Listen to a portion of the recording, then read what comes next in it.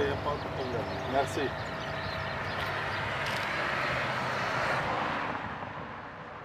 Cet après-midi, on va aller amener un sac à un homme parce que sa famille travaille. Ils peuvent venir qu'entre midi et 2. Et bien sûr, c'est fermé entre midi et 2, le centre de rétention.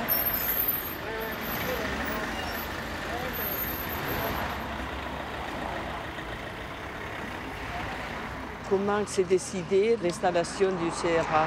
Ah bien, on l'a appris par le moniteur, hein, c'est-à-dire le journal des travaux publics.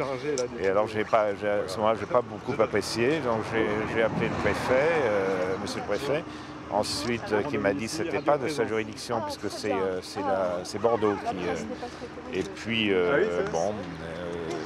nos rapports ont été un peu tendus. Il n'y a pas de trottoir, il n'y a pas de transport. Et en plein été, quand les familles attendent en plein soleil, je trouve ça scandaleux. Ça fait des années que je me bats parce que ce centre n'est pas terminé. Il est horriblement dangereux. On a vu l'hiver dernier là, une personne qui venait de Vichy. On avait amené ici. Après les procédures obligatoires et autres, elle a été renvoyée, quoi. Elle s'est retrouvée à 8 h du soir ici avec un bébé de 3 mois, quoi. Heureusement qu'on a des... Dehors, là, oui. Dehors. Où il n'y a pas de lumière, il n'y a pas de transport, il n'y a rien, quoi. Et ça se produit assez souvent. Parce que je n'accepte pas cette injustice dans un pays comme la France, quoi. Je pense qu'il faut vraiment changer de politique, et notamment de politique d'immigration, quoi. La terre elle appartient à tout le monde, on doit pouvoir circuler librement, comme le disent les textes de la Convention européenne. Il n'y a pas de raison qu'on enferme quelqu'un, surtout des enfants, parce qu'on n'a pas de papier, parce qu'on s'aperçoit dans les nombreux cas que c'est y compris des touristes qui perdent leurs papiers, comme ça se passe souvent, et qui se retrouvent en centre de rétention. Je m'appelle Kamel Daoud. Je suis entré en France en 1999 avec un visa. Depuis 13 ans, je vis en France de manière continue. Je vis à Toulouse, auprès de mon frère et de mon père, qui est de nationalité française depuis 1986 et ancien combattant dans l'armée française. Je n'ai plus personne en Algérie, pays que nous avons définitivement quitté au décès de ma mère. Il ne me reste plus qu'un frère avec qui je n'ai plus de contact et une sœur résidente en Espagne. J'ai tenté à plusieurs reprises de faire régulariser ma situation administrative, mais la préfecture a toujours refusé de me régulariser. J'ai toute ma vie en France. Ma compagne, ma famille, ma maison. J'ai une promesse d'embauche.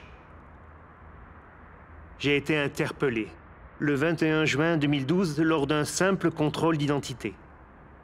Et je suis retenu depuis 13 jours au centre de rétention de Cornebarieux. Je suis maintenu dans une prison alors que je n'ai jamais commis le moindre délit, ni en France ni ailleurs. Je m'occupe de mon père qui est âgé. Depuis vendredi, j'ai cessé de m'alimenter pour protester contre le sort qui m'est fait. Je ne demande qu'à pouvoir vivre auprès de ma famille dans la dignité. Après 13 jours de grève de la faim, Kamal a perdu plusieurs kilos et toutes ses illusions. Il a été expulsé en Algérie. Un départ sans vague dans le silence de la torpeur estivale. Je suis rentré ici le 21 août 2001 en France. Et depuis que je suis rentré, je vis ici, je travaille. J'ai toujours travaillé. À partir de 2003, j'ai commencé à travailler avec des patrons qui m'ont embauché avec mon passeport. Et je les ai fait comprendre que je n'ai pas de titre de séjour, mais ils m'ont quand même embauché avec ce passeport. Il m'a fait comprendre qu'il peut me faire des titres de séjour. Moi, je dis comment? Il m'a dit de lui donner la photocopie de mon passeport et que je ramène aussi une justificatif de domicile où j'habite. Il va me le faire, ces papiers, avec une photo. En fait, il m'a levé sur mon salaire, 1000 francs à l'époque, pour me faire ces papiers. Et moi, j'avais mon papier dans ma poche, je ne pensais pas que c'était un faux. Un jour de contrôle, par hasard, à Paris, ils m'ont contrôlé, je les ai présentés. Bah, ils ont regardé, ils ont vu que c'était faux. Ils m'ont dit, monsieur, comment vous avez trouvé? J'ai dit, c'est mon patron qui me l'a fait. Partout où je travaille, les patrons, ils déclarent tout, et les bulletins de salaire. Tout est mentionné, tout est déclaré. Le patron, il m'a demandé de venir avec lui sur Toulouse. Il m'a demandé d'aller voir à la préfecture quel document qu'il faut pour me régulariser. Donc, je suis venu voir à la CGT. Et la CGT, ils m'ont accompagné toutes mes démarches. La directe, ils nous ont donné l'autorisation. On est revenu à la préfecture de Toulouse. Elle nous a donné une récépissé avec l'autorisation de travail. Ensuite, au bout de 3 semaines, 1 mois, on a reçu une courrier comme quoi on a été rejeté. C'est-à-dire qu'on ne pourrait pas être régularisé en aucun cas. Donc pour le moment, mon contrat est suspendu jusqu'à ce que je ramène le renouvellement ou jusqu'à ce qu'on me régularise en ce moment. On galère, on demande, on nous rejette sans chercher. On régularise exceptionnellement les gens ici. Je ne sais pas pourquoi.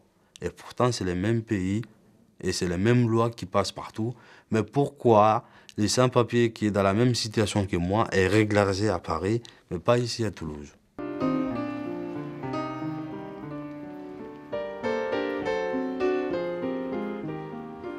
Je travaille dans l'aide à domicile et c'est un milieu qui ne connaît pas de chômage parce qu'il y a beaucoup de personnes âgées. On ne chôme pas dans l'aide à domicile, il y a toujours du travail. C'est que les étrangers qui le font. Pour les Français, peut-être que c'est dévalorisant, je ne sais pas. On est très mal payé. Très mal payé. Je viens d'avoir ma carte de séjour aujourd'hui même, je l'ai retirée ce matin. D'un côté, ça me réjouit. Si je l'avais eu avant, c'est sûr qu'aujourd'hui, je serais la plus heureuse. Mais voilà, il se trouve que je l'ai reçu. Je l'ai eu, mais un peu tard. Parce que ça fait 13 ans que je suis là, que je travaille, que je déclare mes revenus et que je fais le bonheur de tous mes employeurs. Tout le monde est content de moi. Je suis employée par une association d'aide à domicile qui m'a beaucoup apporté parce que grâce à elle, j'ai pu obtenir aujourd'hui ma carte de séjour du fait qu'elle m'a fait une promesse d'embauche sans laquelle je n'aurais pas pu déposer un dossier à la préfecture.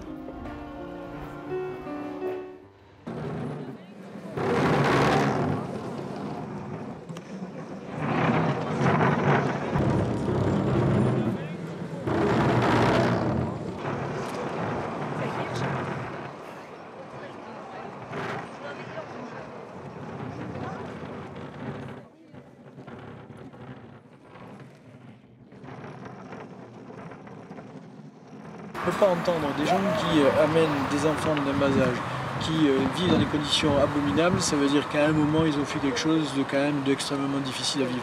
Donc les renvoyer sans scrupule, c'est quelque chose de grave. Après, vous avez des filières, vous avez des choses qui sont absolument odieuses, et donc ça, il faut absolument les condamner et combattre ces gens qui font de l'argent sur la pauvreté. Donc je pense qu'il faut pousser pour moins d'opacité, plus de transparence. Il faut aussi pousser pour une clarification sur les critères de détention et en même temps les critères aussi d'obtention, j'allais dire, de la nationalité ou de la citoyenneté française ou des cartes de résidence qui permettent, parce que beaucoup aussi ont des familles depuis longtemps dans nos villes, dans nos régions, et on ne comprend pas très bien ce qui pousse à ce qu'ils soient enfermés. Enfin, en termes de propositions, je veux dire, je crois qu'il faudra se battre pour revenir, en tout cas à l'échelle européenne déjà, sur cette circulaire, en tout cas sur cette directive retour de 2008. On verra comment les choses peuvent évoluer. Il faut là un rapport de force politique, mais aussi citoyen. Est-ce que tout cela sert à quelque chose? C'est là la question. Là, moi, je suis satisfait a priori de voir que les conditions de fonctionnement me semblent à peu près normales. Mais pour autant, encore une fois, la question qui reste posée, c'est de savoir si les détentions, cette procédure-là est pertinente et à quoi elle sert. Que le coût moyen d'une détention, c'est 20 000 €. Enfin, 20 000 € pour mettre des gens là et qui n'ont rien à y faire. Et c'est surréaliste, quoi.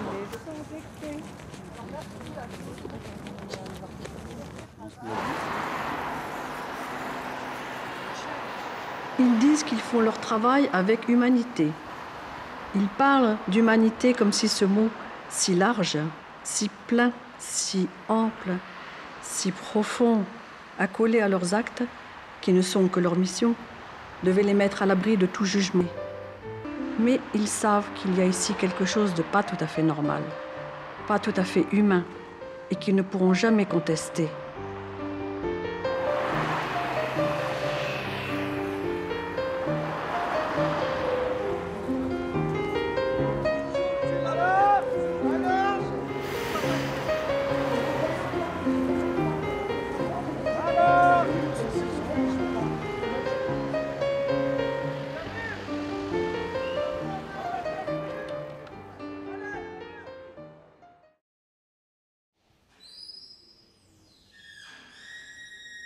La vie ne se vit pas à plat.